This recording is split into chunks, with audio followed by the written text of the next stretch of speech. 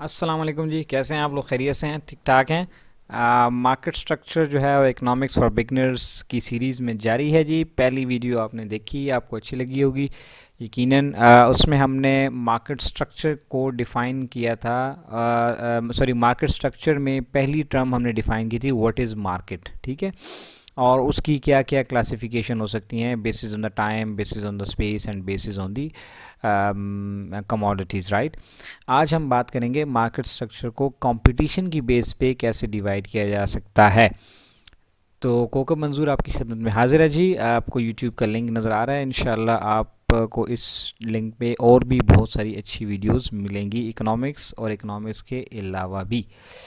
आज हम पढ़ेंगे जी इंशाल्लाह monopoly, what is monopoly and what are the types of monopolies एंड क्यों होती है, कैसे होती है, वगैरह वगैरह। अच्छा, हमने बात की थी पिछली वीडियो में कि मार्केट को आप कमोडिटी की बेस पे भी डिफ़ाइन कर सकते हैं, स्पेस की बेस पे भी और एरिया के टाइम की बेस पे भी। आज हम बात करेंगे जी कंपटीशन की बेस पे कैसे डिफ़ाइन किया जा सकता है। सो मार्केट स्ट्रक्चर को कैसे डिफ़ाइन करते हैं कि इसके अंदर जो कैरेक्टरिस्टिक्स होते हैं ना, उसकी बेस पे हम देखते हैं कि इसमें कितना कंपटीशन है। So market structure is best defined as the organisational and other characteristics of the market, कि जो मार्केट के अंदर जो खसूसियात हैं, जैसे नंबर ऑफ़ बायर्स हो गए, जैसे लेवल ऑफ़ कंपटीशन हो गया, जैसे प्रोडक्ट की नेचर होगी, कितने डिफरेंसेस हैं प्रोडक्ट के अंदर, ठीक है, जैसे एडवर्टाइजमेंट कास्ट है कि नहीं है। इस तरह की बहुत सारे करेक्टरिस्टिक्स हैं जिनकी बेस पर हम देख कर हम बताएंगे कि इस पर कितना कंपटीशन है। So we focus on those characteristic which effect the nature of the competition and pricing. ठीक है ना जी, कि वो जो करेक्टरिस्टिक्स हैं वो हमें बताते हैं कि इसमें मार्केट में लेवल ऑफ कंपटीशन क्या है। सो आज जो हम पढ़ेंगे इसमें, अगर इसको हम करेक्टरिस्टिक्स की बेस पे देखें ना, सॉरी, तो हम तीन डिफरेंट कैटेगरीज बनाते हैं मार्केट की। एक हो जाती है मोनोपली, और फिर इसके अंदर इसकी सब कैटेगरीज होंगी, और दूसरा हो जाता है परफेक्ट कंपटीशन, और तीसरा हो जाता है इम्परफेक्ट कंपटीशन। कि मोनोपोली तो ऐसा होता है जिसमें कोई कंपटीशन होता ही नहीं है, वो अकेला होता है फ़र्द वाहिद नॉर्मली। अभी हम आगे एक्सप्लेन करेंगे। और परफेक्ट कंपटीशन फिर हम बात करेंगे जब अगली वीडियो में इंशाल्लाह, तो फिर हम बताएंगे कि उसकी क्या करेक्टरिस्टिक्स हों तो जिसको हम परफेक्ट कंपटीशन कहते हैं, और फिर उन करेक्टरिस्टिक्स में क्या मिसिंग हो जाए तो परफेक्ट कंपटीशन जो है वो इम्परफेक्ट में बदल जाता है, जिसको हम फिर लेटर ऑन मोनोपोलिस्टिक भी कहते हैं, और दीगर टाइप्स भी हैं। ठीक है, सो आज हम पढ़ेंगे जी monopoly. What is monopoly? A very common word that you usually hear or listen in economics. सुनते भी हैं, पढ़ते भी हैं। ये कहते हैं मोनो एंड पोली। मोनो कहते हैं जी एक को, जैसे हम कहते हैं मोनोथिस्ट, यानी वो बंदा जो एक खुदा को माने, एंड पोलोथिस्ट यानी जो एक से ज़्यादा को माने। ठीक है, तो मोनोपोली हम कहते हैं जी, and poly means sales. Monopoly means जहाँ पर एक सेलर हो। Monopoly is a market situation where only one producer exists in the industry and there is no close substitute. यानी जो चीज़ मार्केट में बिक रही है उसका ना तो कोई कंपटीशन है, ना कोई क्लोज उसका सब्स्टिट्यूट है कि अगर वो प्रोडक्ट ना हो तो आप कोई और ले लें, और ना ही कोई और सेलर है जो इस तरह की कोई प्रोडक्ट बेचता हो। अगर ऐसा हो तो इसको हम मोनोपोली कहते हैं। मिसाल के तौर पे हम ये कह लें कि जी आपके एरिया में एक ही केबल ऑपरेटर है, और आपको उसी से ही वही, अगर आपने केबल सर्विस यूज़ करनी है तो फिर आपने उसी से यूज़ करनी है। तो हम ये कहेंगे इस एरिया में इस बंदे की, इस केबल ऑपरेटर की मोनोपोली है। या आपके एरिया में इंटरनेट सर्विस प्रोवाइडर जो है वो एक ही हो, एक ही आईएसपी हो, तो आपको फिर वहीं से इंटरनेट ख़रीदना पड़ेगा। ठीक है, और वहाँ पे और कोई फैसिलिटी अवेलेबल ना हो तो फिर हम ये कहेंगे कि इस एरिया में वो बंदा जो है या वो कंपनी जो है वो मोनोपोली में है। लेकिन एक्चुअली रियलिटी में प्योर मोनोपोली जो है वो बड़ा रेयरली एग्जिस्ट करती है, नॉर्मली होती नहीं है। कहीं ना कहीं किसी न किसी फॉर्म में कोई ना कोई सब्स्टिट्यूट अवेलेबल होता है। अगर मैं आपको इसको थोड़ा एक्सप्लेन कर दूं, पाकिस्तान में अगर हम कहें जी वापडा की मोनोपोली है, हम बिजली जो है वापडा से ही लेते हैं, तो ठीक है जी, वापडा से तो बिजली लेते हैं, लेकिन हम जनरेटर से भी इस्तेमाल करते हैं, कहीं ना कहीं इसको सब्स्टिट्यूट कर लेते हैं किसी हद तक।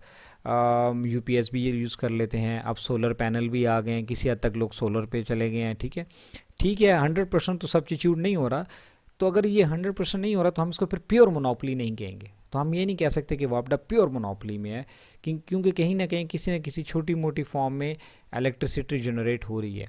बल्कि अब तो ऐसा है कि बहुत सारे एग्रीकल्चरल जो फार्मर एग्रीकल्चरल लोग हैं, लैंड कल्टीवेट करते हैं, उन्होंने तो मैंने खुद देखा कि उन्होंने मीटर ही हटा दिए हैं। वो मतलब 8-10 लाख की इन्वेस्टमेंट करके ट्यूबवेल के लिए सारा उन्होंने सेटिंग करके सोलर पे, and now they even don't use वापडा इलेक्ट्रिसिटी, ठीक है ना। तो ये इस किस्म की चीज़ें भी हैं। तो हम ये कहते हैं मोनोपोली इन शॉर्ट क्या हो जाएगी कि हम कहेंगे जी if there we can say monopoly exist where one firm dominates the market. अब इसको हम ऐसे डिफाइन करते हैं। ये थोड़ी सी कन्फ्यूजन शायद लोगों को हो कि यार नहीं बस एक के साथ 2 सेलर हो जाए तो मोनोपोली नहीं होती। नहीं भाई, एक के साथ अगर दूसरा सेलर हो तो भी मोनोपोली हो सकती है। समझ रहे हैं ना मेरी बात? ये शायद आपके लिए नई बात हो, कुछ लोगों के लिए, आप में से कुछ लोगों के लिए, कि हम ये कहते हैं कि एक फर्म जो है वो अगर 80% या 90% मार्केट शेयर पकड़ा हुआ है उसने, और बाकी 2-4 और भी सेलर्स हैं उनके पास 5-5%, 2-2, 3-3% मार्केट है, तो हम तब भी ये कहेंगे यार इस मार्केट में इसकी मोनोपोली है, ठीक है। जैसे अब विंडोज़ जो है वो ऑपरेटिंग सिस्टम पूरी दुनिया में एक टाइम पे तो बिल्कुल ही मोनोपोली में था, फिर थोड़े थोड़े लिनक्स है, दूसरे यूनिक्स सिस्टम आया, ऑपरेटिंग सन सिस्टम आया और इस तरह के, तो वो भी किसी हद तक compete तो नहीं करते थे, लेकिन बहरहाल लोग उनकी प्रोडक्ट भी थोड़ी बहुत ही यूज़ कर रहे थे। सो कंक्लूड करते हैं क्या, मोनोपोली वो मार्केट होती है जहाँ पे एक फर्म डोमिनेट करे। ज़रूरी नहीं है कि वो अकेला ही हो और कोई ना हो। ऐसा हो तो उसको हम प्योर मोनोपोली कहेंगे, लेकिन नॉर्मली जैसे मैंने कहा ऐसा होता नहीं है। तो और भी होते हैं, तो हम उसको कहते हैं मोनोपोली। तो हम क्या कहते हैं जी, there is only single seller, ठीक है, एक सेलर हो गया जो डोमिनेट कर रहा है। कमोडिटी का कोई क्लोज सब्स्टिट्यूट नहीं है, and it is very difficult to enter और लीव द मार्केट। ना कोई इस मार्केट में आके कंपटीशन में आ सकता है, मींस आ तो सकता है लेकिन बहुत मुश्किल है। जैसे मैंने कहा कि वापडा के मुकाबले में आके इतना बड़ा सेटअप लगाना कि पूरे मुल्क में वो इतनी बिजली प्रोड्यूस करें कि वापडा को टफ़ टाइम दें, तो ऐसा जो है आसान नहीं है, ठीक है। और ना ही इस तरह की ऑर्गेनाइजेशन यहाँ से निकल कर जा सकती है। पाकिस्तान में जैसे रेलवे है तो एक ही रेलवे है जो पाकिस्तान के पास है, जिसे पाकिस्तान रेलवे कहते हैं, और रेलवेज़ नहीं है, ठीक है ना। तो और क्या होता है चौथी characteristic, firm and industry have a single identity. इसका क्या मतलब है? इसका मतलब है, देखिए इंडस्ट्री क्या होता है पहले इसको समझें। इंडस्ट्री कहते हैं collection of firms doing business in a similar product. लिख लें अपने पास, वीडियो को आप आराम से पॉज करके भी इसको लिख लें। यानी बहुत सारी फर्म्स जब एक ही तरह का बिज़नेस कर रही हों तो वो सारों को मिला के हम उसको इंडस्ट्री कहते हैं। जैसे हम कहते हैं ना शोबिज़ इंडस्ट्री, तो इसमें बहुत सारे प्रोडक्शन यूनिट्स हैं, ठीक है, तो सब फिल्में बना रहे हैं या ड्रामे बना रहे हैं, तो हम उसको कहते हैं ये शोबिज़ इंडस्ट्री है। या हम कहें या बैंकिंग इंडस्ट्री, तो सारे बैंक्स। लेकिन इसमें चूंकि एक ही फर्म होती है और दूसरी कोई फर्म होती ही नहीं है, तो वो अकेला फर्म भी होता है और अकेला इंडस्ट्री भी कहलाता है, ठीक है, अगर वो वाकई अकेला है तो, ठीक है। तो ये हो गए फीचर्स ऑफ मोनोपोली।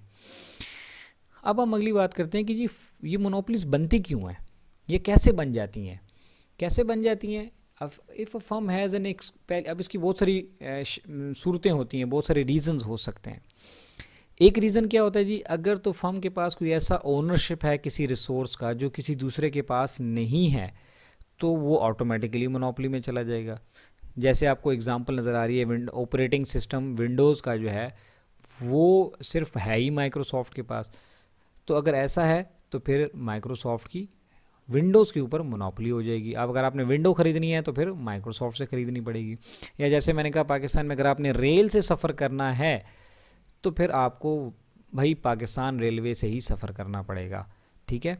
और अगर कोई और अल्टरनेट होता तो फिर ये इसको हम मोनोपोली कहेंगे कि ये मोनोपोली नहीं है, ठीक है। तो अगर उस रिसोर्स के ऊपर उस एक फर्म का ही इख्तियार है, जैसे मैंने कहा रेलवे ट्रैक के ऊपर सिर्फ एक ही फर्म का इख्तियार है, तो फिर हम उसको कहेंगे ये मोनोपोली एंजॉय करें। तो इस सूरत में मोनोपोली, इसको नेचुरल मोनोपोली भी कह लेते हैं अगर उसके पास नेचुरल रिसोर्स के ऊपर इख्तियार है तो, ठीक है। दूसरी सूरत में क्या होती है, दूसरी सूरत ये होती है, रीज़न ये हो सकती है कि किसी फर्म के पास कोई कॉपीराइट है, कोई पेटेंट है। पेटेंट समझते हैं आप में से कुछ लोगों के लिए अर्ज़ कर दूं, पेटेंट जैसे किसी ने कोई इंजन डिज़ाइन कर दिया, तो वो इंजन जो है वो डिज़ाइन जो है वो उस बंदे के पास या उस कंपनी के पास होगा, तो वो उसका पेटेंट हो जाएगा इसी उस डिज़ाइन के ऊपर, ठीक है। इसी तरह जो है वो कॉपीराइट जो है वो बहुत सारे उसके ऊपर आ जाता है, क्या कहते हैं, जैसे किसी ने गाना लिखा या कोई फार्मूला बनाया या कोई किताब लिखी, तो उसके ऊपर से कॉपीराइट आ जाते हैं। जैसे मिसाल के इस आइडिया के ऊपर आ जाते हैं, ठीक है। तो इसी तरह जो है मिसाल के तौर पे अब जैसे मेरी वीडियोज़ हैं, तो इसमें मेरे कॉपीराइट अगर कोई दूसरा यूज़ करेगा तो वो उसको फिर ये इलीगल हो जाएगा। मींस अगर वो अपने चैनल पे इसको अपलोड करता है अपनी तरफ से तो ये इलीगल हो जाएगा, ये मेरा कॉपीराइट है इसके ऊपर, ठीक है। इसी तरह इमेजेस हैं या मुख्तलिफ़ चीज़ें हैं, इसके ऊपर आप ले सकते हैं। तो इस सूरत में भी मोनोपोली बन जाती है। तीसरा क्या हो सकता है जी, बाज़ औक़ात फर्म्स मर्ज हो जाते हैं तो भी मोनोपोली बन जाती है। मिसाल के तौर पे एक मार्केट में दो फर्म्स ऑपरेट कर रही थी और उन्होंने जो है वो मार्केट कैप्चर की हुई थी, तो वो क्या करते हैं कि वो कहते हैं जी हम आपस में मर्ज हो जाते हैं। मर्ज होकर एक फर्म बन गई, तो वो एक फर्म जो है वो बेसिकली क्या कर रही है, वो मार्केट का 70%, 80%, 90% उठा रही है और बाकी छोटी छोटी फर्म्स ऑब्वियसली अब उस एक फर्म को कम्पीट नहीं कर सकती, लिहाजा इस सिचुएशन को भी हम मोनोपोली कहेंगे। तो ये कुछ रीजंस हैं जिसकी वजह से मोनोपोलीज मार्केट में बन जाती हैं। इंशाल्लाह अगली वीडियो में आपको बताएंगे कि मोनोपोली के फ़ायदे क्या हैं। आप तो समझ रहे होंगे ना कि मोनोपोली के नुकसान ही नुकसान होते हैं, तो फ़ायदे क्या हैं वो इंशाल्लाह आपको अगली वीडियो में बताएंगे। आपका बहुत शुक्रिया, अपना ख्याल रखिए, थैंक यू।